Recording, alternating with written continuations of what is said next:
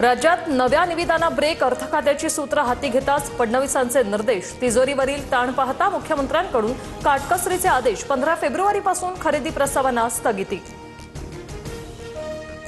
मुंबई पालिकेत दोन्ही शिवसेना पक्षाला एकच कार्यालय विभाजन करून देण्याची शक्यता. पक्षफुटीनंतर कार्यालयांची संख्या वाढल्यानं हा निर्णय. पालिकेकडून लवकरच कार्यालय विभाजनाचं काम केलं जाणार.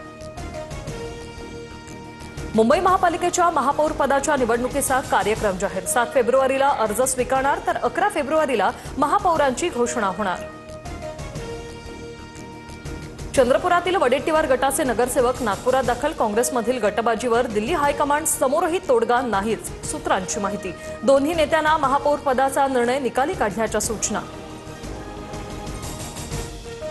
उपमुख्यमंत्री सुनेत्रा पवार लवकरच दिल्ली दौरा करणार. सुनेत्रा पवार पंतप्रधान मोदी आणि गृहमंत्री अमित शहांची भेट घेणार. जय पवारांना दिल्लीत पाठवण्याच्या हालचाली. सुनेत्रा पवारांच्या जागी जय पवार राज्यसभेवर जाण्याची शक्यता.